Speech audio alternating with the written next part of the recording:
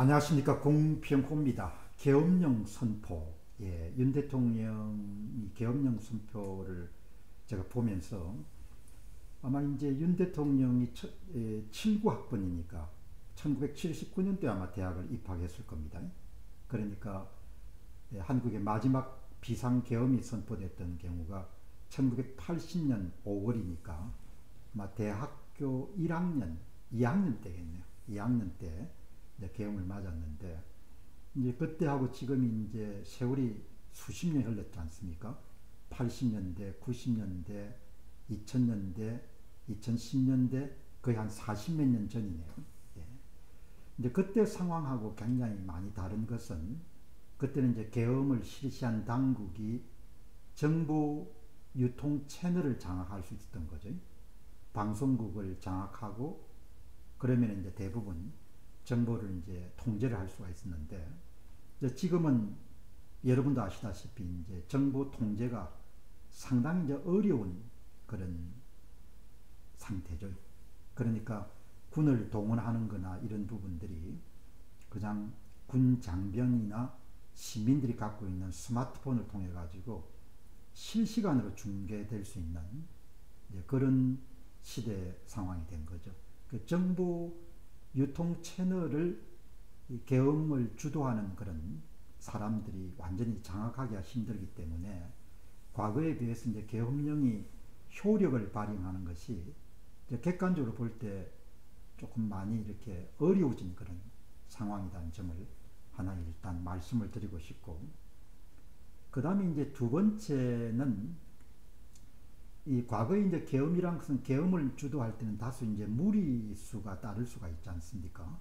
그리고 이제 군이라든지 그런 강제력을 갖고 있는 기관들을 충분하게 이제 동원을 할 수가 있어야 되는데, 이제 그 사람들도 이제 계엄 이후에 상황이 어떻게 전개가 될 것인가를 나름대로 다 이제 생각이 일이니까 계산을 할 거라고요. 그러니까 어느 쪽에 줄을 서는 것이 본인에게 이로울 것인가, 유리할 것인가, 뭐 그런 부분들을 충분히 가늠하려고 노력하지 않겠습니까? 그리고 이제 한국 같은 경우는 그동안 이 공직자들이 특정 정권에서 합법적인 일을 했지만 권력이 바뀌고 난 다음에 본인들이 고초를 당한 거나 그런 부분들을 많이 봤기 때문에 공무원들이나 군에 계신 분들도 과거에 비해서 훨씬 더 계산이 이제 좀 빠른 거죠. 그런 면에서 보게 되면은 지금은 과거의 계엄 상태에 비해서 유리한 부분들이 조금 많이 줄어들었다, 이렇게 볼 수가 있는 거죠. 그래서 지금 상황에서 이제 계엄을 실시한다는 것은 상당한 그런 계엄을 주도하는 사람들도 리스크를 감당할 수밖에 없는 이제 그런 일종의 행동이기도 하고 조치이기도 한 거죠.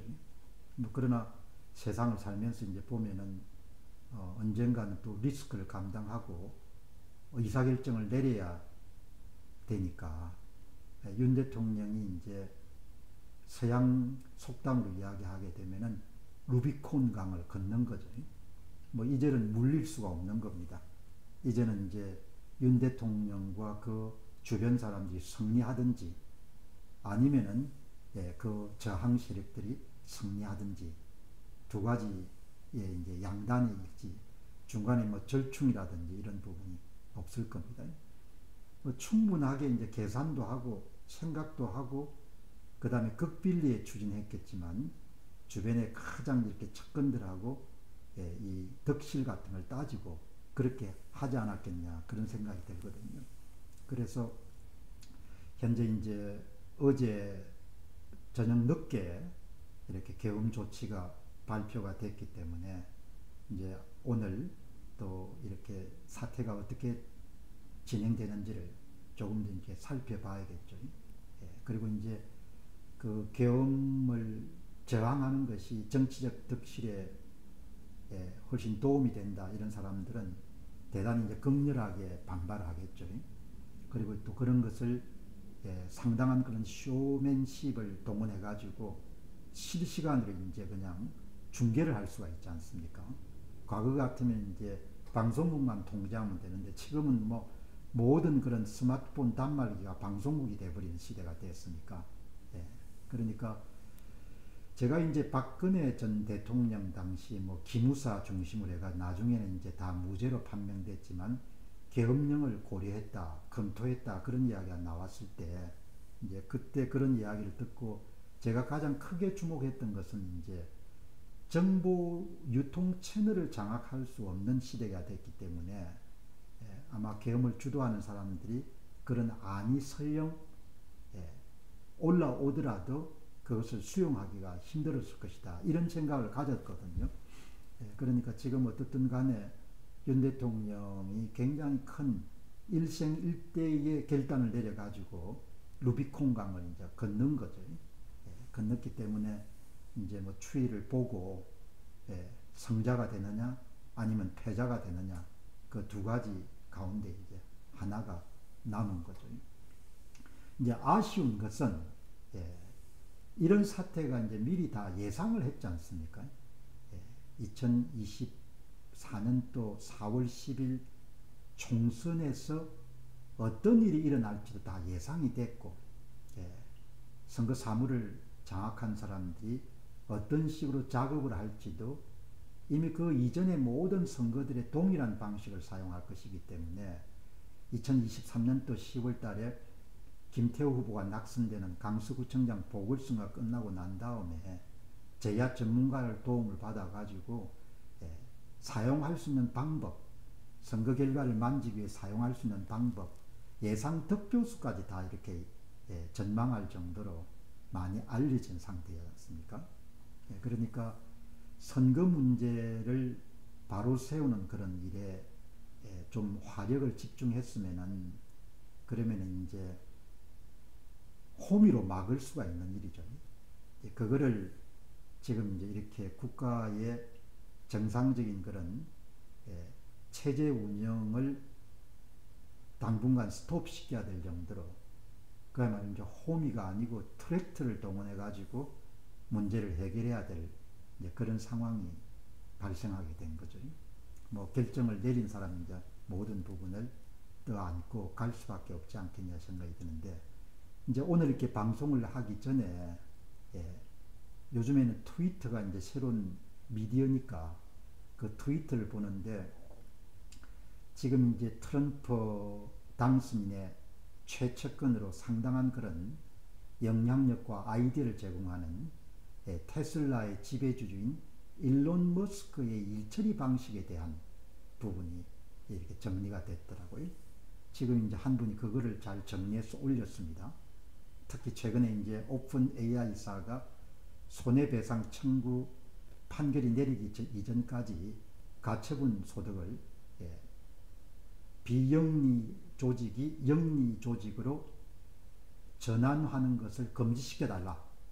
그런 내용을 지금 이제 발표를 했는데 이제 그 부분을 두고 일론 머스크의 일처리 방식에 대한 부분을 한 분이 아주 해박하게 분석해서 간단하게 정리했더군요.